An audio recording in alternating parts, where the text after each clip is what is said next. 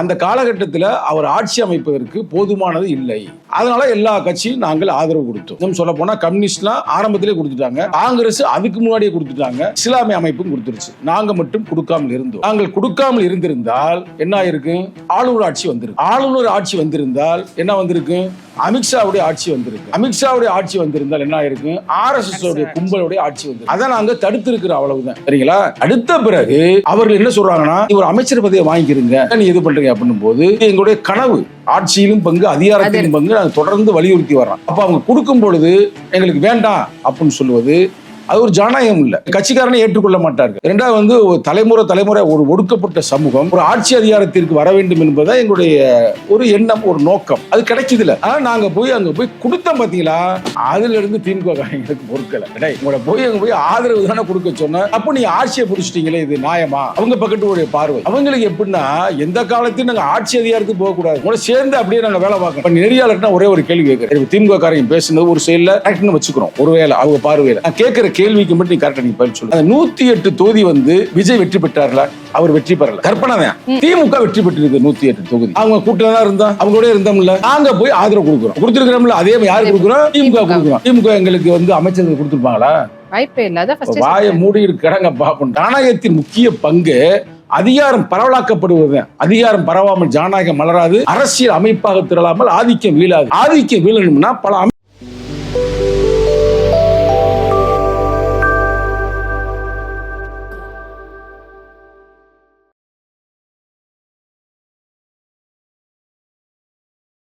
வீரா media நேயர்களுக்கு வணக்கம். இன்னைக்கு நம்ம இடையே இணைஞ்சிருக்கிறவங்க திரு சங்கத்தமிழன் அவர்கள், விசிகா கட்சி. வணக்கம் சார். வணக்கம்மா. எப்படி இருக்கிறீங்க? நல்லா இருக்கிறோம்மா. உங்களுடைய தலைவர் இப்போ பாத்தீங்கன்னா கொஞ்ச நாள் வரைக்கும் நாங்க என்னதான் சப்போர்ட் பண்ணாலும் திமுக கூட்டணியில தான் இருக்கிறோம் அப்படின்னு சொல்லிட்டு திமுக ஆதரவா நிறைய விஷயங்கள் பேசிட்டு இருந்தாரு. இப்போ ரீசன்ட் டேஸ்ல பாத்தீங்கன்னா தாவேகாவை ரொம்ப ஆதரிச்சு நிறைய விஷயங்கள் பேசுறாரு. இது எப்படி எடுத்துக்கிறது? இப்போ அவர் இந்த பக்கம் இருக்கிறாரா இல்ல இந்த பக்கம் இருக்கிறாரா? என்ன சொல்ல வர்றாரு தலைவர்? எங்க தலைவர் மக்கள் பக்கம் இருக்கிறாரு. சரிங்களா? இந்த பக்கம் அந்த பக்கம்லாம் இல்லை, எந்த பக்கமும் இல்லை. ஆனா மக்களின் பக்கம் நின்று அவர் களமாடி கொண்டிருக்கிறார். அதுக்கு என்ன காரணம்னா, நாங்க யார் மூலமாக வெற்றி பெற்றோம்? திமுக மூலமாக வெற்றி பெற்றோம். திமுக யார் மூலமாக வெற்றி பெற்றார்கள்? எங்கள் மூலமாக வெற்றி பெற்றார்கள். அதான உண்மை. ஆனா அவங்களால ஆட்சி அமைக்கக்கூடிய அளவிற்கு அவர்களால் வெற்றி பெற முடியவில்லை. நாங்களும் அதுக்காக 8 தொகுதியில் நாங்களும் வெற்றி பெறவில்லை, 2 தொகுதியில் வெற்றி பெற்றிருந்தோம். ஆனா ஆட்சியை அமைக்கக்கூடிய ஒரு பொசிஷன் யாருக்கு இருக்குன்னா டிவிகேக்கு இருக்குது. அது மட்டும் இல்ல, தனியா வர்றாரு அவர். நாங்க 10, 15, 20 பேர் கூட்டணியில் இருந்தோம். அதிமுக ஒரு 10 பேர் இருந்தாங்க. விஜய் தனி சிங்கிள் மேனா இருந்து அவர் 108 தொகுதியில் வெற்றி பெற்றிருந்தார். அந்த காலகட்டத்தில் அவர் ஆட்சி அமைப்பதற்கு போதுமானது இல்லை. அதனால எல்லா கட்சியும் நாங்கள் ஆதரவு கொடுத்தோம். இன்னும் சொல்ல போனா கம்யூனிஸ்ட்லாம் ஆரம்பத்திலே கொடுத்துட்டாங்க, காங்கிரஸ் அதுக்கு முன்னாடியே கொடுத்துட்டாங்க, இஸ்லாமிய அமைப்பும் கொடுத்துருச்சு. நாங்க மட்டும் கொடுக்காமல் இருந்தோம். நாங்கள் கொடுக்காமல் இருந்திருந்தால் என்ன ஆயிருக்கு? ஆளுநர் ஆட்சி வந்திருக்கும். ஆளுநர் ஆட்சி வந்திருந்தால் என்ன வந்திருக்கு? அமித்ஷாவுடைய ஆட்சி வந்திருக்கும். அமித்ஷாவுடைய ஆட்சி வந்திருந்தால் என்ன ஆயிருக்கு? RSS உடைய கும்பலுடைய ஆட்சி வந்திருக்கு. அதை நாங்க தடுத்து இருக்கிற அவ்வளவுதான். சரிங்களா? தடுத்த பிறகு அவர்கள் என்ன சொல்றாங்கன்னா, நீ ஒரு அமைச்சர் பதவியை வாங்கிக்கிறீங்க, ஏன் நீ இது பண்றீங்க அப்படின்னும் போது இது எங்களுடைய கனவு ஆட்சியிலும் பங்கு அதிகாரத்திலும் பங்கு நாங்கள் தொடர்ந்து வலியுறுத்தி வர்றோம். அப்ப அவங்க கொடுக்கும் பொழுது எங்களுக்கு வேண்டாம் அப்படின்னு சொல்லுவது அது ஒரு ஜனநாயகம் இல்லை. என் கட்சிக்காரனை ஏற்றுக்கொள்ள மாட்டார்கள். பாருங்க, ஒரு ஆளு கொடுக்குறாங்க, தலைவர் ஏற்றுக்கொள்ள மறுக்கிறார் அப்படின்ற ஒரு பரவலான ஒரு செய்தி வரும். இரண்டாவது ஒரு தலைமுறை ஒரு ஒடுக்கப்பட்ட சமூகம் ஒரு ஆட்சி அதிகாரத்திற்கு வர வேண்டும் என்பதை எங்களுடைய ஒரு எண்ணம், ஒரு நோக்கம். அது கிடைக்குதுல. ஆனா நாங்க அங்க போய் கொடுத்தோம் பாத்தீங்களா, அதுல இருந்து திமுக காரங்களுக்கு பொறுக்கல. உங்களை அங்க போய் ஆதரவு தானே கொடுக்க சொன்ன, டப்பு நீ ஆட்சியை பிடிச்சிட்டீங்களே, இது நியாயமா? அவங்க பக்கத்துடைய பார்வை அவங்களுக்கு எப்படின்னா, எந்த காலத்தையும் நாங்க ஆட்சி அதிகாரத்துக்கு போகக்கூடாது, அவங்கள சேர்ந்து அப்படியே நாங்க வேலை பார்க்கணும், அவ்வளவுதான். ஒரு அடிமையை போல. இதைத்தான் நம்ம தொடர்ந்து வலியுறுத்தி வந்தோம். நான் ஒன்றும் இப்ப பேசல, ஆரம்பத்துல இருந்தே நான் பேசிக்கிருந்தேன். இப்ப நெறியாளர்னா ஒரே ஒரு கேள்வி கேட்கிறேன். சரி, திமுக காரங்க பேசுனது ஒரு செயல்ல கரெக்ட்னு வச்சுக்கிறோம், ஒருவேளை அவங்க பார்வையில. நான் கேட்கிற கேள்விக்கு மட்டும் நீங்க கரெக்டா நீங்க பதில் சொல்லுங்க. அந்த 108 தொகுதி விஜய் வெற்றி பெற்றார்களா? அவர் வெற்றி பெறல, கற்பனை தான். திமுக வெற்றி பெற்றிருக்கு 108 தொகுதி. நாங்க கூட்டணி தான் இருந்தோம், அவங்களோட இருந்தோம்ல, நாங்க போய் ஆதரவு கொடுக்குறோம். இப்ப கொடுத்துருக்கிறோம்ல, அதே யாரு கொடுக்குறோம்? திமுக கொடுக்குறோம். திமுக எங்களுக்கு அமைச்சர்கள் கொடுத்துருப்பாங்களா? வாய்ப்பே இல்ல. அதான் first வாயை மூடி கிடங்கப்பா பண்றான். அந்த உதயநிதி ஸ்டாலின் எல்லாருக்குமே சொல்றேன், நீ கொடுக்க மாட்டேங்கல, அவ கொடுத்துருக்காங்க. காங்கிரஸ் கேட்டதுக்கே அவங்க வந்து ஆட்சியிலும் அதிகாரத்திலும் பங்குன்றது இங்க தமிழ்நாட்டுல சாத்தியம் இல்லைன்னு சாத்தியப்படுத்திட்டாருல. அதனால வந்து அதாவது நடக்காத ஒண்ணு நடத்தி காட்டிருக்காருல விஜய் அவர்கள். சாதாரணமா கொடுக்குறாருலங்க. கம்யூனிஸ்டுக்கு வந்து இப்ப கொடுக்க தயாரா இருக்கிறாரு. அவங்க வேண்டாம்ன்றாங்க. காங்கிரஸுக்கு வெறும் 5 எம்எல்ஏ, 2 மினிஸ்டர். நாங்க வெறும் 2, 1 மினிஸ்டர். இஸ்லாமிய 2, 1 மினிஸ்டர். இதான் அதிகார பயிர்ன்றது. ஆட்சி அதிகாரத்தை தாம் பாக்கெட்டுக்குள்ள வைத்துக் கொண்டிருப்பது இல்லை ஜனநாயகம். ஜனநாயகத்தின் முக்கிய பங்கு அதிகாரம் பரவலாக்கப்படுவதுதான். அதிகாரம் பரவாமல் ஜனநாயகம் மலராது. அரசியல் அமைப்பாக திரளாமல் ஆதிக்கம் வீழாது. ஆதிக்கம் வீழணும்னா பல அமைச்சர்கள் இருக்கணும், பல சமூகத்தில் இருக்கணும். அப்ப அந்த வகையில தான் நாங்கள் ஆதரவை கொடுக்கிறோம், தொடர்ந்து ஆதரவை கொடுப்போம். இன்னும் எங்க தலைவர் அறிவிக்கல, இன்னும் வந்து கூட்டத்தை போட்டு அறிவிக்கல. காங்கிரஸ் அறிவிச்சிருச்சா? கம்யூனிஸ்ட் அறிவிச்சிருச்சா? இஸ்லாமிய அமைப்பு அறிவிச்சிருச்சா? அண்ணன் வைகோவே அறிவிச்சிட்டாரு. அதுதான் எதிர்பார்க்கவே இல்லை. அவர் வந்து சொல்லிட்டாரு, அவரே வந்து அறிவிச்சிட்டாரு. அவ்வளவு அவர் கொடுமைப்படுத்தினாங்க. நீங்க வைகோ வந்து சில இதில் அவர் உணர்ச்சி வசப்பட்டு சில இடங்களில் பேசுவார். ஆனா அவரை நேர்மையா நீங்க பாத்தீங்கன்னா தனியாவே பேசணும்னு நினைக்கிறேன். ஏன்னா இப்ப அவங்களுடைய கட்சியில இருந்து ஆதரவு இல்ல, பிளஸ் நாங்க வந்து ரிசைன் பண்றோம்ன்றது வரைக்கும் அவங்க போயிருக்காங்க. ஆனா இப்போ திரும்ப அவர்கள் மட்டும் ஏன் இன்னும் அது அபிஷியலா அனௌன்ஸ் பண்ணாம இருக்கு? பண்ணுவோங்க, இதுக்கே இந்த பாடம் இருக்குது. இப்ப எங்களை தானே பேசுறாங்க அவங்க. இப்ப உதயநிதி ஸ்டாலின் வந்து பேசுறது யார? எங்க தலைவர் தான் பேசுறாரு. ஸ்டாலின் யாரை பேசுறாரு? எங்க தலைவர் தான் பேசுறாரு. என் கட்சியில இருந்து ஒரு ஆள் உடச்சு கூட்டி போனது எங்க இருந்து கூட்டி போறீங்க? என்ன கூட்டி போயிருக்கிறாங்க? அது ஒண்ணுக்கு உதவாத ஆளு, அது ஒண்ணு வேற பிரச்சனை. கரெக்டா நம்ம நண்பர் தான், அவர் யாருன்னு யாருக்குமே தெரியாது. இப்போ உங்களுக்கே பனையூர் பாபு எம்எல்ஏ வான்றது உங்களுக்கு தெரியுமா? அவ்வளவு பெருசா எல்லாருக்கும் பரவாயில்ல தெரியாது. இன்னைக்கு அவரை கூட்டி போயிருக்கிறாங்க, இன்னும் சில பேரை கூட்டி போறதுக்கு ரெடியா இருக்கிறாங்க. அதை எங்க தலைவரே சொல்றாருல, உண்மையிலேயே பெரியாருடைய கோட்பாடுகளையும் அம்பேத்கருடைய கோட்பாடுகளையும் களமாடுவதாக இருந்தால் நானே அனுப்பி வைக்கிறேன்றாரு. நீ அதுக்கு ஆடுவீங்க களம்? ஏதாவது சொல்லுங்க, தலித்துகளுக்கு ஏதாவது செஞ்சிருக்கிறாங்களா? நீங்களே வந்து நிறைய வாட்டி போய் பேசி இருக்கிறீங்க, இந்த மாதிரிலாம் நடந்துகிட்டு இருக்குது சம்பவங்கள், இதுக்கெல்லாம் வந்து எதிர்த்து ஏதாவது சொல்லுங்க, சட்ட ரீதியா இதை வந்து பண்ணுங்கன்னு போய் பேசியிருக்கேன் கூட்டணி கட்சியா இருக்கும் போது போன ஆட்சியில. அதுக்கான முயற்சி எதுவுமே அவங்க எடுத்த மாதிரி இவர் பேசுறாருங்க. இப்ப உதயநிதி அன்னைக்கு நல்லா தான் பேசுறேன், எவனை எழுதி கொடுத்துருங்க, அது கூட எழுதி வச்சுதான் பேசுறாப்புல. என்ன சொல்றாருன்னா, அதாவது எதிர்கட்சியாக இருக்கும் பொழுது தொடர்ந்து குரல் கொடுக்கணும், நல்ல வாய் பேசணும், ஆளுங்கட்சியா இருப்பவர்கள் காது கொடுத்து கேட்கணும் அப்படின்றாரு. ஆனா பேசணுமா இல்லையா? உண்மையிலே வந்து அவங்க மட்டும் என் மொபைலை கொண்டு போய் காட்டி, இங்க பாருங்க சங்கத்தமிழ் அவங்க கூட்டணியில் இருக்கிறாப்புல, தொடர்ந்து உங்களை வந்து பேசிக்கொண்டே இருக்கிறார் அப்படின்னு மட்டும் சொல்லியிருந்தான்னு வச்சுங்களேன், 100% அவங்க வெற்றி பெற்றிருப்பார். 100% வெற்றி பெறுவதற்கு அனைத்து வாய்ப்புகளும் இருக்கிறது. நான் அதையும் தேடிக்கிறேன், ஏன்னா காட்டணும்னு அவ்வளவு விஷயங்களை வந்து நம்ம பேசியிருந்தோம். யாரும் போய் காட்டலை. நம்ம பேசுனது மட்டும் கேட்டிருந்தாங்கன்னா உறுதியா வந்து ஏதாவது ஸ்டெப் எடுத்திருப்பாங்க. ஒரு வேங்கவேலுக்கு ஒரு ஸ்டெப் எடுத்திருக்கலாம், இல்ல நாங்குநேரிக்கு எடுத்திருக்கலாம், மேல்பாதிக்கு எடுத்திருக்கலாம். இல்லைன்னா எவ்வளவோ பிரச்சனைகள் இருக்கு. ஏங்க தொழிலாளர்கள் எல்லாம் போராடி கொண்டிருக்கிறார்கள். நீங்க பாத்தீங்க, அந்த தொழிலாளர்கள்லாம் போராடும் பொழுது யாரு? துப்புரவு தொழிலாளர்கள். இவங்க உட்காந்துக்கிட்டு மாரிசில்வாஜி படத்தை பார்த்துட்டு இருக்கிறாங்க. அது படம், இது நிஜத்துல போராடுறாங்க. அந்த படமும் வந்து ஒடுக்கப்பட்ட மக்களுக்கான ஒரு கதையை தான் பேசுது. ஆனா படத்துக்காக கண்ணீர் குடிப்பாங்களாம், மக்கள் காது கொடுத்து கேட்க மாட்டாங்களாம். அப்ப நான் மக்கள் அவனை இழிச்சா பயிர்களா எப்படி ஓட்டு போடுவாங்க? ஏங்க முதல்வரே தோக்குறாருங்க. அதுக்கெல்லாம் முக்கியமான காரணம் ஆம்ஸ்ட்ராங்குடைய படுகொலை. அந்த படுகொலையில வந்து அவங்க வந்து ஒழுங்கா தீர்ப்பு வழங்கலை. அதனால அவங்க சிபிசிஐடி போறாங்க, சிபிசிஐடியில் சிஐடிக்கே போறாங்க மேல. அதுக்கு போகக்கூடாது அப்படின்னு இவங்க நீதிமன்றத்துக்கு போறாங்க. இவங்க கட்சியில இருந்து ஒருத்தர் மூலியமா தான் நடந்திருக்குன்றது எல்லாருக்குமே அப்ப தெரிஞ்ச. அப்ப இவ்வளவு பிரச்சனைகள் நடக்கும் பொழுது எப்படி உங்களுக்கு ஓட்டு போடுவாங்க? நாங்க தொடர்ந்து கத்திட்டு தானே இருந்தோம், தொடர்ந்து பேசிக்கொண்டு தானே இருந்தோம். அதனால வந்து எங்களை பத்தி பேசுறதுக்கு அவங்களுக்கு எந்த அருகதையும் இல்லைங்க. அவங்க போற இடம் எல்லாம் கட்சிக்காரவங்க வந்து துரோகிகள்னு காங்கிரஸையும் சொல்றாங்க, உங்க கட்சிக்காரவங்க சொல்றாங்க. யார் யாரெல்லாம் கூட்டணில இருந்து வெளியில வந்தீங்களோ அவங்க எல்லாரையும் துரோகிகள் சொல்றாங்களே. நான் உங்களுக்கு அடிமைகளான்னு கேட்கறேன், தெரியாம கேட்கறேன். இப்ப எங்கனாலதான் நீங்க ஜெயிச்சு நான் சொல்றேங்க, உதயநிதி ஸ்டாலின் முதல்ல வந்து ரிசைன் பண்ணுப்பா. நீ எதிர்கட்சி தலைவரா இருக்கிறீங்களா, நீ ரிசைன் பண்ணு. ஏன்னு கேட்டுங்க, எங்க ஓட்டு அங்க இருக்குது. உண்மைதானே? நீ எந்த தேர்தல போய் நீ இருக்கிற, அது மாதிரி உனக்கு அந்த உரிமை இருக்குல்ல, அது மாதிரி நாங்க வெளியேறி இருக்கிறோம். அப்ப நான் சொல்றேங்க, நான் எங்க அமைச்சர்கிட்ட கூட சொல்லி தலைவர்கிட்ட சொல்லி ரிசைன் பண்ண சொல்லுங்க. நீ எதிர்கட்சி தலைவரை ரிசைன் பண்ண தயாரா?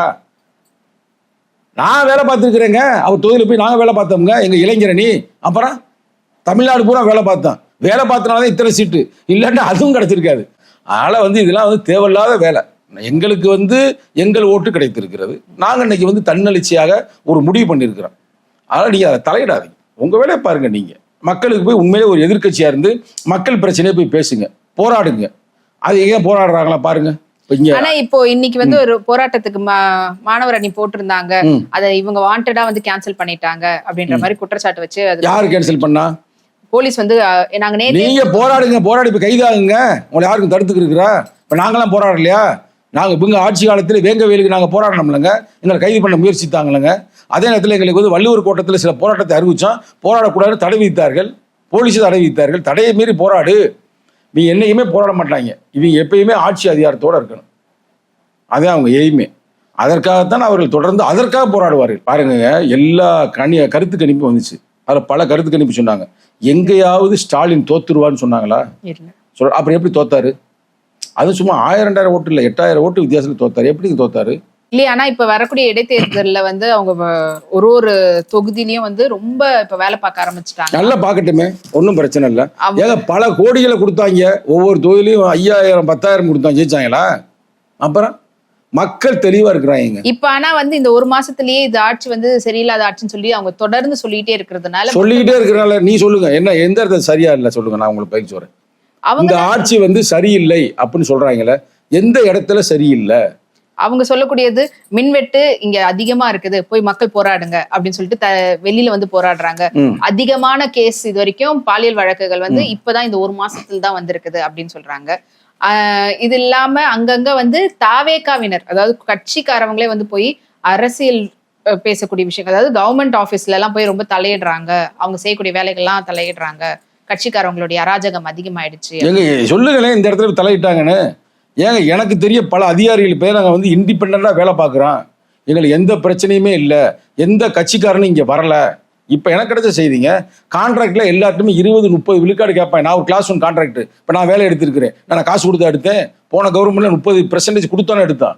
நானே அதுக்கு ஒரு சாட்சி தானே. ஆமா, அதுவே நிறைய பேர் சொல்லிருக்காங்க, போன ஆட்சியில வந்துட்டு இவ்வளவு வாங்கினாங்க, 20% வாங்கினாங்க. 20 இல்லைங்க 30ங்க மேலே போயிடணும் ஃபண்டு, முதல்வர் ஃபண்டு. இப்போ எதுவுமே இல்லை, எந்த ஃபண்டு கண்டுமே எதுவுமே இல்லையே. உனக்கு உண்மையான குவாலிஃபிகேஷன் இருந்தா, எக்ஸ்பீரியன்ஸ் இருந்தா வேலை எடுத்துக்கிறதுன்னு சொல்றாங்க, ஓப்பன் டெண்டர் தானே. அப்புறம் இதுலயே இங்க பாருங்க, எங்க பிடபிள்யூடி கான்ட்ராக்ட வந்து லஞ்சம் இல்லைன்னா அந்த நாடு விளங்குங்க. இந்த லஞ்சம் வாங்குற காசை தான் தலைமை கொடுப்பாங்க, அந்த காசை வச்சுதான் ஓட்டுக்கு காசு கொடுப்பாங்க. இதான் நடக்கிற செயல். இப்போ அங்கேயே நிப்பாட்டுறாருல, நான் ஓட்டு காசு கொடுக்க மாட்டேன்னு சொல்றாருல. ஆனால் வரவேற்கக்கூடிய செய்தி. இப்போ நிகழ்காலத்தில் இன்னமும் வந்து 1.5 மாசம் தான் ஆயிருக்குது, ரைட்டா? இந்த 1.5 மாசத்தை வச்சு நீங்க கணிக்க முடியாது. மினிமம் வந்து நீங்க ஒரு 6 மாசம் கொடுக்கணும். புது கல்யாணம் பண்ணாலும் கூட அவங்களுக்கு 6 மாசம் ஏன் சொல்றாங்க, ஹனிமூன் பீரியட் ஏன் சொல்றாங்க? அது மாதிரி அரசியலையும் அப்படிதான் இருக்குது. ஒரு 6 மாசம் பார்ப்போம், 6 மாசம் அவர் முறையாக செயல்பட்டார், நிச்சயமா செயல்படுவார். செயல்படவில்லை என்றால் நம்ம போராடுவோம். 6 மாசம், ஏன்னா இங்க ஆட்சி அதிகாரம் மாறி இருக்கலாம், ஆனா அதிகாரிகள் அதே ஐஏஎஸ் அதிகாரி, அதே தாசில்தார் அங்கே இருப்பாங்க, லஞ்சமா வாங்கியிருப்பாங்க. இப்போ கூட எனக்கு தெரிஞ்ச ஒரு பெரிய ஆளு, முக்கியமான பேர் சொல்ல கூட, லஞ்சம் தான் அவருக்கு மெயின் மேட்ரு. சம்பளம் வாங்கவே மாட்டார், வெறும் லஞ்சத்தை வச்சு தான் வாழ்க்கை நடத்தி இருப்பாரு. இப்போலாம் அவர் சொல்றாரு, யாரும் என் பக்கமே வந்துடாதீங்கன்றாரு. யாரும் பக்கத்தில் கூட வராதிங்க, ஏதாவது தூரத்திலிருந்தே பேசுவோம். பக்கத்தில் வரணும் போட்டா கிட்ட எடுத்து அவங்க நீ காசு கொடுக்கும் எடுத்து அனுப்பிடுவாங்க. அதனால எனக்கு காசு விஷயம்லாம் வேண்டாம், நான் நேர்மையா இருக்க போன ஒரு பெரிய அதிகாரி. அவ்வளவு பயந்து போயிருக்கிறாங்க. அதே மாதிரி அவரும் சொன்னது, பாதவர்ஜுனா கூட நான் வந்து ஒரு 10-15 நாள் முன்னாடி சந்திச்சேன். சந்திக்கும் போது அவர் தெளிவாக சொன்னாராம், யாரும் விஜய் சொல்லியிருக்காரு, கான்ட்ராக்டுக்காரங்கள யாரும் காசு வாங்கக்கூடாது, நீங்கள் பிடபிள்யூடி மினிஸ்டராக இருக்கிறீங்க, ரொம்ப எச்சரிக்கையாக இருக்கணும். யாராக இருந்தாலும் சரி, லஞ்சம் வாங்கினான்னு எனக்கு தெரிஞ்சுன்னா நான் பதவியில் யாரையும் வைக்க மாட்டேன் சொல்லியிருக்காரு. அவர் சொன்ன நேர ஸ்டேட்மெண்ட். எல்லா மினிஸ்டரையும் கூப்பிட்டு சொல்லியிருக்காரு. அது மட்டும் இல்லாமல் அவர் என்ன சொல்லியிருக்காருன்னா, எதுக்கு காசு, எல்லாம் என் குடும்பத்துக்கு வந்து கொடுக்குறதானா, முதல்வர் குடும்பம் அப்படி. எனக்கு அப்படிலாம் ஒன்றும் இல்லை, எனக்கு நான் சம்பாரிச்ச காசு என் கை, நான் சொல்கிறேன் 100 உண்மை, அவரே சொன்னதுங்க. ஏன் சம்பாரிச்ச காசு என்கிட்ட இருக்குது, நான் அதை வச்சு நான் வாழ்ந்துக்கிறேன். நீங்கள் ஒன்றும் கட்சியில் காசு கொடுக்க தேவையில்ல. நாங்கள் போய் கட்சி காசை வாங்கினா ஓட்டுக்கு தானே கொடுக்கணும். நாங்கள் ஓட்டுக்கு எந்த ஜென்மத்திலையும் கொடுக்க மாட்டோம். வர தேர்தல் வந்து இடைத்தேர்தலும் கொடுக்க மாட்டான், பாராளுமன்ற தேர்தலும் கொடுக்க மாட்டான், அடுத்த வர சட்டமன்றத்தையும் கொடுக்க மாட்டான். அப்புறம் காசு. அதனால் மக்களுக்கு ஒரு நேர்மையான ஆட்சி செய்யுன்னு சொன்னதுமே பல பேர் பழைய அமைச்சர்லாம் இருக்கிறாங்கல்ல, ஒருத்தன் கூட தூங்கலை. ஆஹா, அவர் அதை வேற சொல்றாருல, ஊழல் வாங்க மாட்டேன், வாங்க விட மாட்டேன், வாங்கினவனே விட மாட்டேன், முடிஞ்ச சொல்லி. ஆனா பல பேர் என்ன செய்யணும்னே தெரியாம, சரி பேசாம ஸ்டேட்டை விட்டு வேற ஸ்டேட்டு போயிடுவோமா, இல்ல வேற நாட்டுக்கு போயிடுவோமான்னு திட்டமிட்டு இருக்காங்க. உண்மை, விளையாட்டுக்கு இல்லை. இப்போ இந்த கேஸ்லாம் வர்றதுக்கு முன்னாடியே டக்குன்னு இப்போ வெளிநாட்டில் போய் செட்டில் இப்ப கூட ஆயிடுவான். பாத்தீங்கன்னா போன ஆட்சியில வந்து இந்த 100 கோடி லஞ்சம் வாங்கி இந்த பள்ளி கல்வித்துறையில வந்து பாத்தீங்கன்னா பிரைவேட் ஸ்கூலுக்கான அந்த ரூல்ஸ் வந்து ரெகுலரைஸ் பண்ணறதுக்காக சொல்லியிருக்கும் போது வாங்கியிருந்தாங்க. அவங்களெல்லாம் இப்ப பிடிச்சிருக்காங்க. 4 நாளா பாத்தீங்கன்னா அந்த 4 பேர் தான் இதுவாகிட்டு இருக்காங்க. அது திமுக ஆட்சியில இருக்கும்போது போட்ட அந்த ஜிஓ வந்து கேன்சல் பண்றதுக்கான வாய்ப்புகள் இல்ல கேன்சல் பண்ணணும். உண்மையிலே இந்த நேரத்துல வந்து பள்ளி கல்வித்துறை நடந்திருக்கு. அதான் நடந்திருக்கு. பள்ளி கல்வித்துறை அமைச்சர் எனது நண்பர் தான் ராஜ்மோகன். ராஜ்மோகன் அவர்களே இப்ப வந்து நெறியாளர் சொன்னதை போல இது மாதிரி பிரச்சனைலாம் இருக்கு, அதனால அதை கேன்சல் பண்ணுங்க டோட்டலாவே. எதுக்கு நீங்க வச்சிருக்கீங்க? அவங்களுக்கு உண்மையிலே பெரிய ஒரு அழகா பண்ணல, இல்ல அவெல்லாம் நிச்சயமா செய்வார்கள். நீங்க என்னன்றதை வந்து தெளிவா நீங்க கொடுத்தீங்கன்னா நீங்களே நேர போய் கொடுக்கலாம். நான் ஒரு மக்களுடைய பிரதிநிதி அப்படின்னு கொடுத்து உடனே ஸ்டெப் எடுப்பாங்க. முன்ன உங்களை அப்பாயின்மெண்ட் வாங்கி தரட்டுமா? இப்ப அந்த அளவுக்கு ஈஸியா அவ்வளவு ஈஸியா நீங்க பாக்கலாமுங்க. எந்த பிரச்சனையும் இல்லை. நான் தான் சொல்றேன்ல, வித்தின் 24 hours நான் உங்களுக்கு வாங்கி தரேன். சும்மா விளையாட்டுலாம் சொல்லி சவாலுங்க.